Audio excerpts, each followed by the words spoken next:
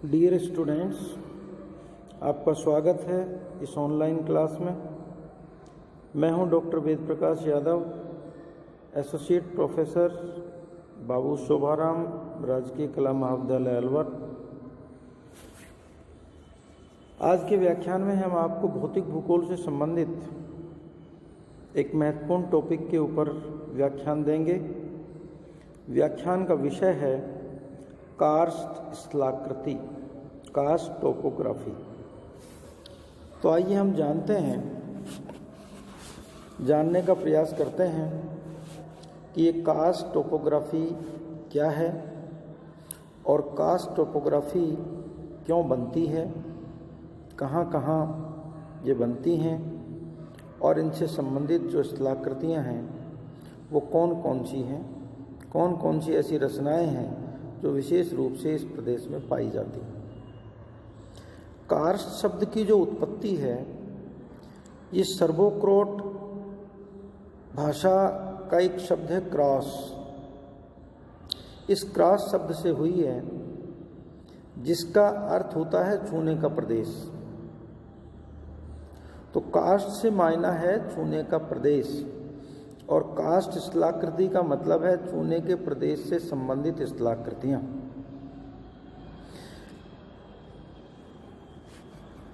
Cast स्थलाकृतियों का जो अध्ययन है वो 19वीं शताब्दी के उत्तरार्ध में प्रारंभ हुआ था।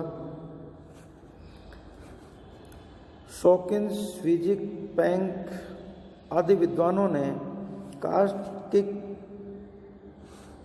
क्षेत्र में जो निर्मित होने वाली आकृतियाँ हैं, स्थलाकृतियाँ हैं, रचनाएं हैं, उनके ऊपर अपने अपने अध्ययन विभिन्न समयों में प्रस्तुत किए। एड्रियाटिक सागर के तट पर सागर तल से करीब 200 मीटर की ऊंचाई पर एक क्षेत्र विस्तृत है जिसका आकार 480 किलोमीटर के लंबाई में और 80 किलोमीटर की चौड़ाई में है। तो यह एक विस्तृत प्रदेश है जिसमें चूने की चट्टानें स्थित हैं।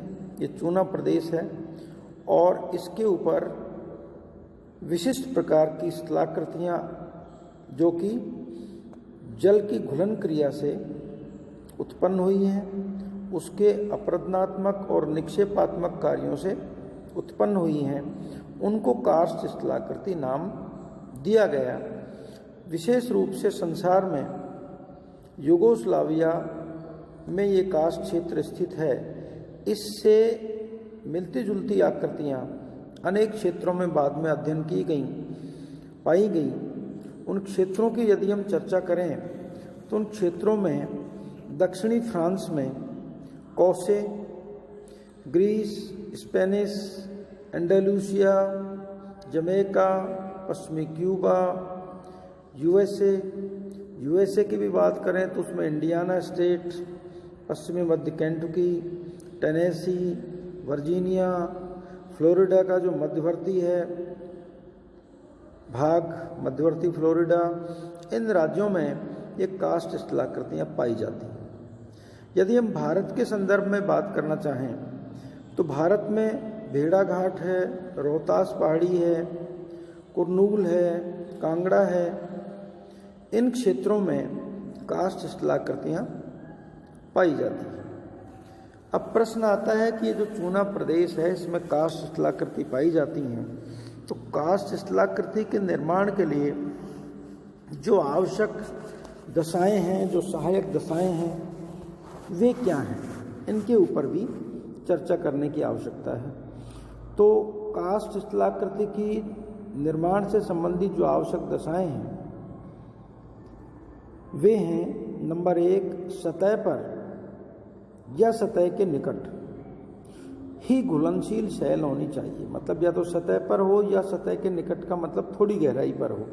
अत्यधिक गहराई पर यदि ये शैलें मिलेंगी, घुलनशील शैलें अत्यधिक गहराई पर मिलेंगी तो वहाँ पर घुलन क्रिया उतनी प्रभावशील नहीं होगी और उसके प्रभावशाली नहीं होने के कारण ये स्थलाकृतियाँ निर्मित नहीं हो पाएंगी। दूसरा है, चूना पत्थर के अलावा डोलोमाइट जो क्षेत्र हैं वहाँ पर भी कास्ट स्थलाकृतियों का उत्तम विकास हो जाता है। ये भी घुलनशील चट्टानें हैं और इन घुलनशील शैलों में ये शिलाकृतियाँ निर्मित हो जाती हैं। तो डोलोमाइट प्रदेश में भी इस तरह का निर्माण होता है शिलाकृतियों का। तीसरा है चूना पत्थर की भांति शैलों में संधियाँ सुविकसित होनी चाहिए। शैलें जो हैं उनमें संधि युक्त होनी चाहिए शैलें। अगर संधि युक्त नहीं है तो उसमें भूमिगत जल भूमिगत नहीं हो पाएगा, और जल भूमिगत नहीं होने के कारण वहाँ पर फिर ये जल की क्रिया उस क्षेत्र में नहीं हो पाएगी, और छिद्रयुक्त शैल यदि हैं तो वहाँ समूचा जल ही भूमिगत हो जाता है, और उसके कारण से उन क्षेत्रों में ये शिलाकृतियाँ अधिक निर्मित होती हैं। ठीक इसी प्रकार से भूमिगत जल की पूर्ति लगातार होनी चाहिए, पर्याप्त मात्रा में होनी चाहिए। अगर ये पर्याप्त मात्रा में मान लीजिए भूमिगत जल की प्राप्ति नहीं है तो फिर काष्ठ क्षेत्र में ये शिलाकृतियाँ निर्मित होने में बाधा उत्पन्न हो जाती है।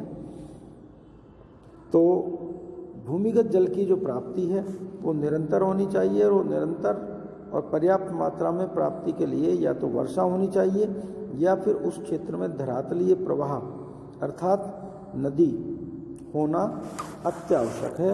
उसके बिना जल की प्राप्ति संभव नहीं। आइए अब हम इस बात को समझने की कोशिश करते हैं कि जो काष्ठ शिलाकृति हैं उसमें अपर्दन से संबंधित जो स्थल रूप हैं वो कौन कौन से हैं, और निक्षेपण कार्य से संबंधित स्थल रूप कौन कौन से। तो देखिए, काष्ठ स्थल रूपों में अपरदनात्मक जो स्थल रूप हैं उनमें एक स्थल रूप है टेरा रोसा। ये टेरा रोसा चूने की सतह पर जल जब रिस करके भूमिगत होता है तो भूमिगत होने से जल की घुलन क्रिया होती है, और उस घुलन क्रिया के द्वारा लाल और मृतिका युक्त जो मिट्टियां हैं वो अवशेष के रूप में छूट जाती हैं। यही जो अवशेष के रूप में छूटी गई मिट्टियां हैं ये टेरा रोसा के नाम से जानी जाती हैं। ये लेटेराइट मिट्टियों से मिलती जुलती होती हैं, लेकिन फिर भी इनमें भिन्नता है।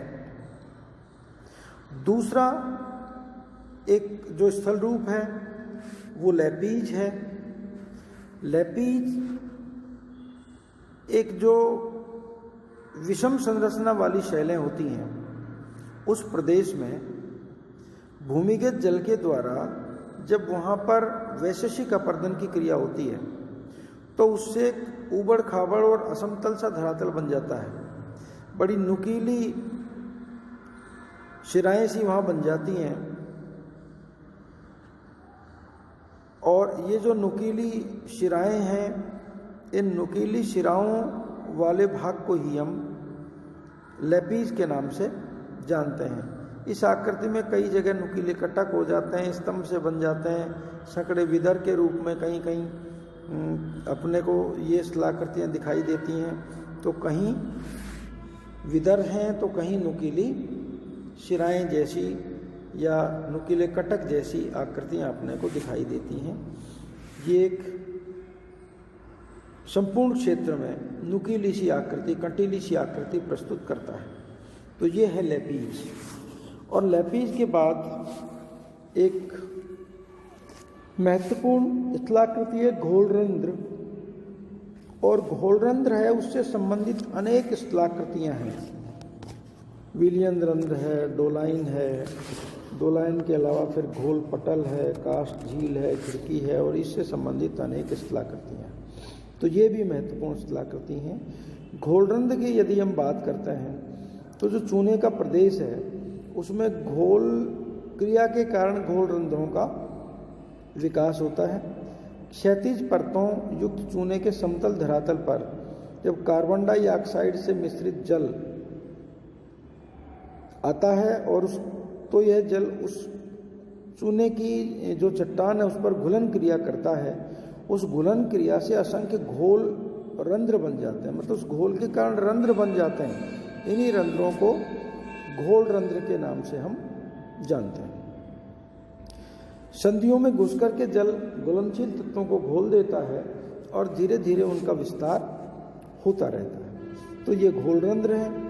ठीक इसी प्रकार से एक होता है विलयन रंध्र, स्वैलो होल्स। घोल रंध्र को हम बोलते हैं सॉल्यूशन होल्स और ये विलयन रंध्र को बोलते हैं स्वैलो होल्स। स्वैलो होल्स हैं ये घुलन क्रिया द्वारा घोल रंध्रों का जब विस्तार होता है तो विस्तार होने से बड़े आकार के रंध्र बन जाते हैं। घोल रंध्र से बड़े आकार के रंध्र होते हैं, इनको विलयन रंध्र कहा जाता है। इसी से जुड़ती हुई एक आकृति है, मिलती जुलती आकृति है डोलाइन।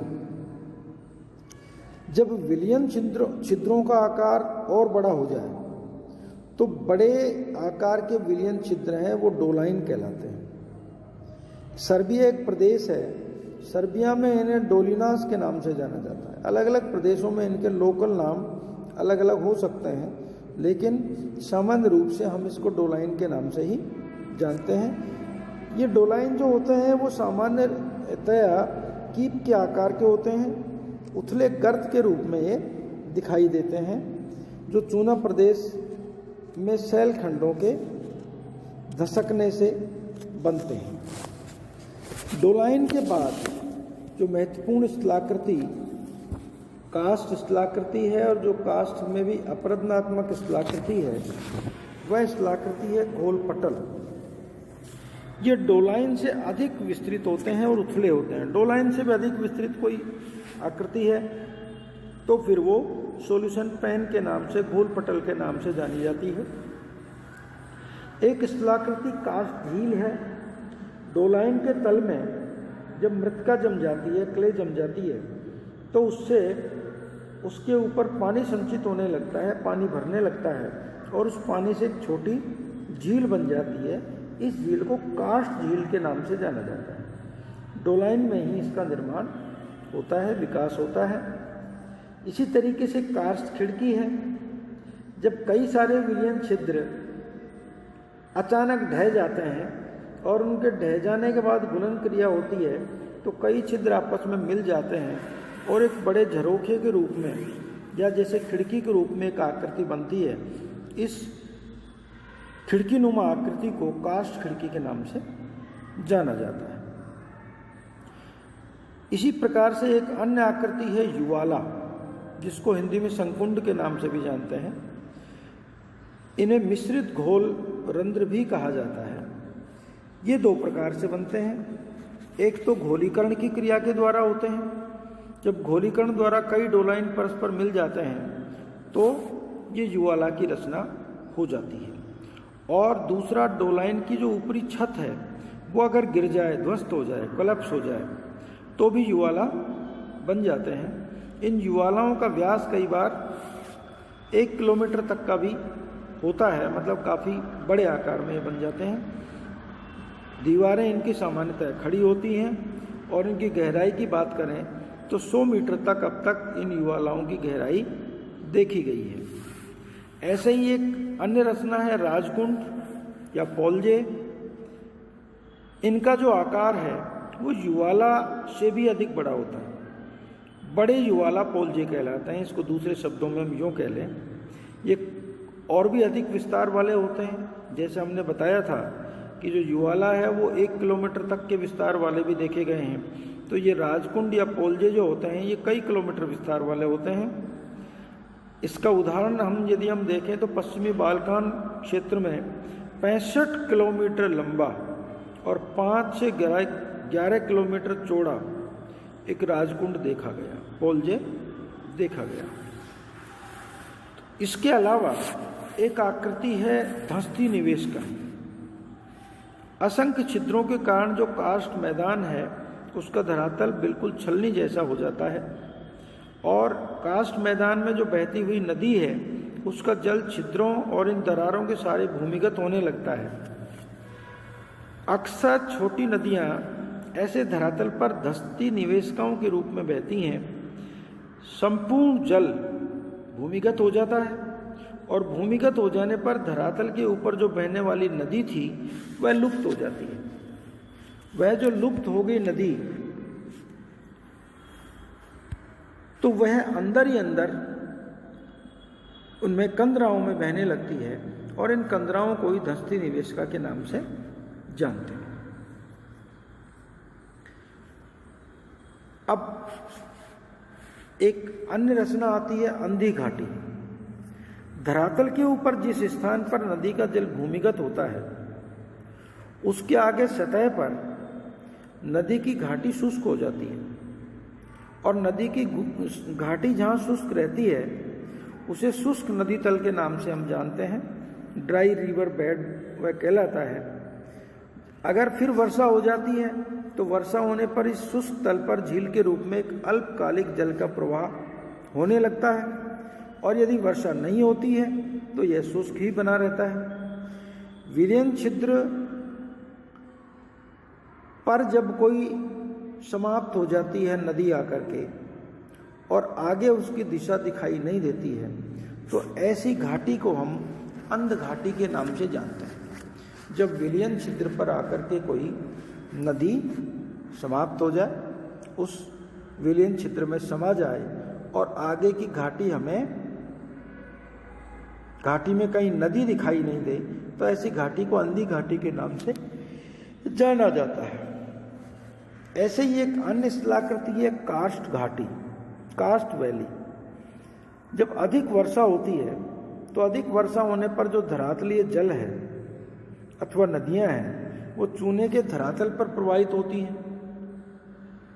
घुलन क्रिया द्वारा ये जो चौरस तल और तीव्र जो खड़े ढालों वाली यू आकार की घाटी यहाँ पर बन जाती है।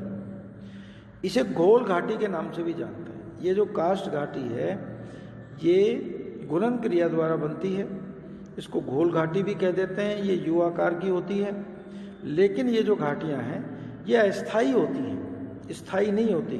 कुछ समय के बाद जल का आयतन कम होते ही शेष जल विलयन रंध्रों द्वारा भूमिगत हो जाता है और ये घाटी समाप्त सी हो जाती है। एक अन्य रचना है कंदरा या गुफा। ये भूमिगत जल द्वारा निर्मित सबसे महत्वपूर्ण आकृति मानी जाती है। इसकी रचना भूमिगत जल की घुलन क्रिया एवं अपघर्षण द्वारा होती है। वास्तव में ये भूमि के नीचे खोखली आकृति है जो विभिन्न आकार और विस्तार में पाई जाती है। इसमें जल का प्रवाह आवश्यक नहीं होता है। संयुक्त राज्य अमेरिका में इस तरह की रचनाएं बहुत देखी जाती हैं। केंटुकी राज्य में मैमथ नाम की जो कंदरा हैं वो विश्व विख्यात कंदराओं के रूप में जानी जाती है। तो ये हमारा अपराधनात्मक जो स्थल रूप थे उनसे संबंधित जानकारियां थी। अब कास्ट प्रदेश में अपर्दन के साथ साथ कुछ निक्षेपात्मक स्थल रूप भी बनते हैं, और निक्षेपात्मक जो स्थल रूप बनते हैं उन स्थल रूपों में 3-4 स्थल रूप बड़े महत्वपूर्ण हैं, उनको हमें समझना है। जब कंदरा की छत से जल रिसता है तो वो धीरे धीरे गुरुत्वाकर्षण के कारण नीचे टपकता है, और नीचे जब वो टपकता है तो कंदरा की छत से वो पदार्थ जिसमें चूना घुला हुआ है वो वहाँ पर चिपके रहता है। कंदरा की छत से धीरे धीरे वो पदार्थ इस तरह से उसके साथ लगता हुआ नीचे की ओर विकास करता जाता है कि एक स्तंभ नुमा आकृति बन जाती है और जल उसमें से वाष्पीकृत होता रहता है।